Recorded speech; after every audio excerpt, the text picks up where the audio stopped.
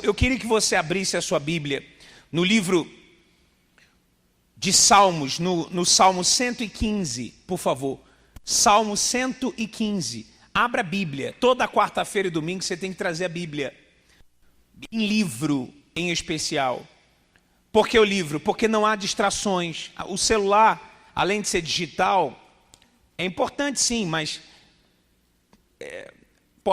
você pode acabar tendo uma série de distrações ao olhar para a Bíblia no celular. Por isso que o ideal é você trazer o livro. E sempre que meditar no livro. Bíblia em livro. Amém, gente? Salmo 115. Se você puder, também lá em Eclesiastes 7, 29. Por favor. Eclesiastes 7, 29. Preste bem atenção. Nós estamos vivendo e vamos viver a derrubada do altar de Baal neste próximo domingo. Na Igreja Universal, em todo o mundo, nós estamos fazendo a derrubada do altar de Baal. Como assim, pastor? Baseada em quê? Baseada nessa palavra aqui, ó. Coloca para mim na tela. Juízes. 6, 25. Deus falou isso com Gideão. E aconteceu naquela mesma noite, que Deus estava falando com Gideão, que o Senhor lhe disse: toma o boi que pertence a teu pai, a saber, o segundo boi de 7 anos, e derruba o altar de Baal, que é de teu pai, e corta o bosque, é um altar menor, que está ao pé dele. 26. E constrói, edifica ao Senhor teu Deus um altar no cume, no lugar mais alto deste lugar forte, no monte, num lugar conveniente. E toma o segundo boi e o oferecerás em holocausto com a lenha que cortares do bosque. Então, o que ele disse? Ele falou para Gideão derrubar o altar de um Deus estranho, derrubar o altar do até então chamado Baal na época. Hoje, ninguém praticamente no mundo adora Baal, com o nome de Baal.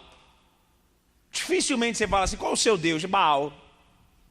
Mas na época, era um altar que o pai de Gideão e consequentemente toda a família servia.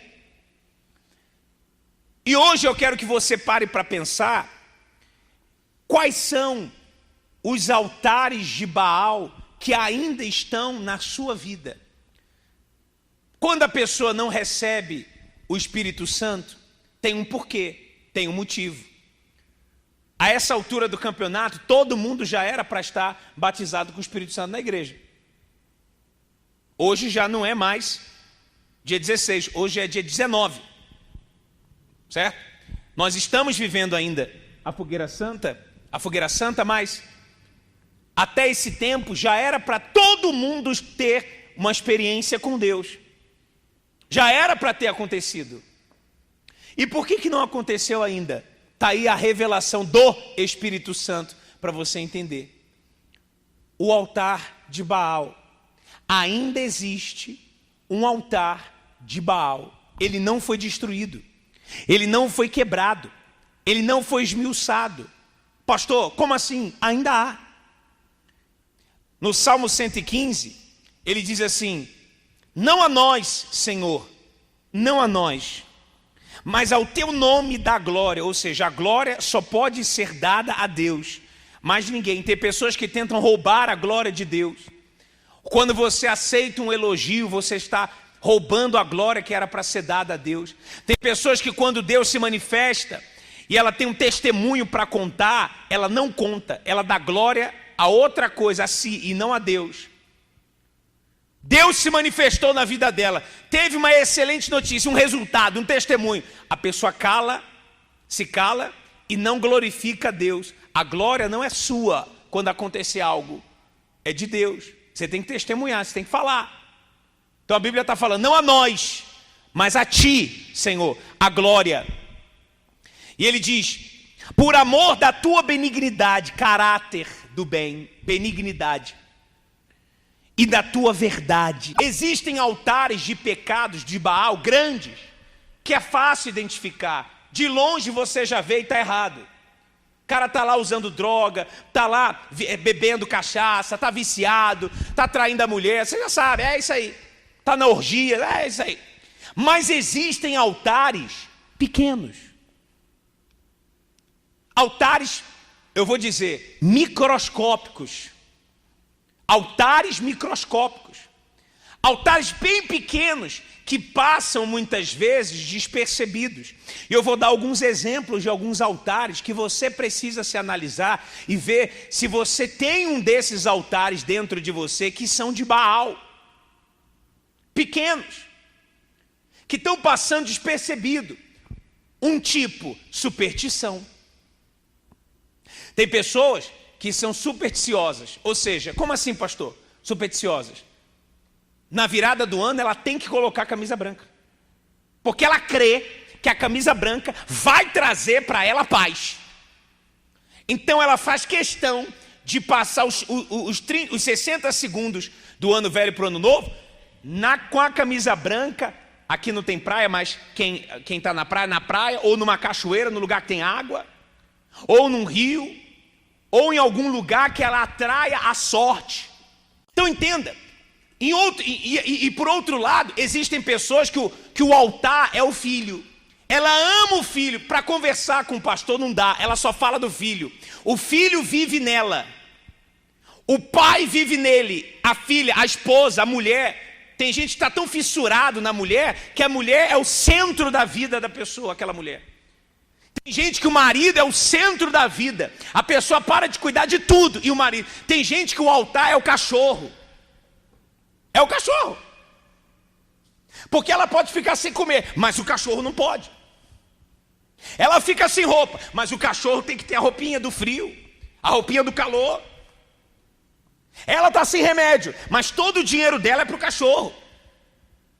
O gato, o animal exótico. Tem gente que cria animais exóticos. E ela coloca uma paixão nesses animais exóticos e cria o altar do animal. Não pode faltar nada para o animal. Para ela pode, para as outras coisas pode. Então ela coloca toda a força no altar de alguém ou de algo, de alguma coisa, e sem ele ela perceber, ela está criando altares paralelos. Às vezes tem até o altar de Deus, mas não tem só o altar de Deus. Tem outros altares, o quê? Paralelos. Deus não quer altares paralelos, Deus quer um altar. Quando a pessoa é de Deus, o Deus dela está no céu, como ele diz, mas ele falou aquilo ali antes do Espírito Santo ser derramado. O Salmo foi escrito antes. Mas Deus também está dentro. Então entenda, se você virar o ano todo de preto, qual o problema? Nenhum. Se você não pular onda, não tem problema nenhum. Se você tiver o chinelo normal, não virado, não tem problema algum. Se você for gordinho, não tem problema. Se você for magrinho, não tem problema. Espiritualmente, não tem problema. A saúde, você sabe que você tem que ver. Mas espiritualmente, não tem problema. Pastor, olha lá, a minha crença, várias plantas para afastar. Tu pode ter, sabe, uma floresta em casa ou não tem problema nenhum.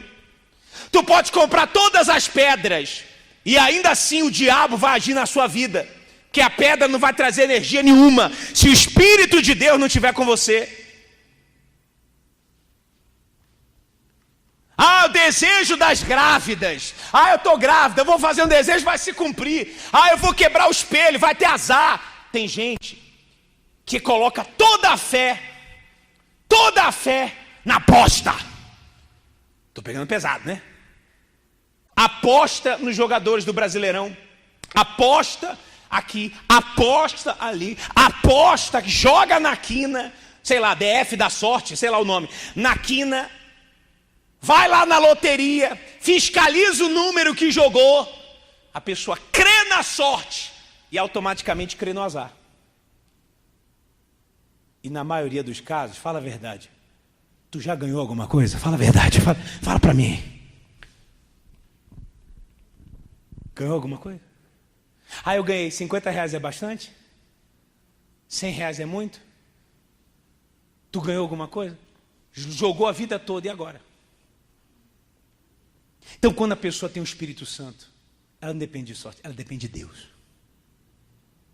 Se Deus quiser, amém. Se Deus não fizer, tudo coopera para o bem daqueles que amam. Ponto final. Não precisa apostar. Não tem aposta. A fé em Deus, se for da vontade de Deus, vai acontecer. Se não for, Deus vai dar uma outra alternativa. É Deus em primeiro lugar em tudo. Eu não sei se você está entendendo o que eu estou falando.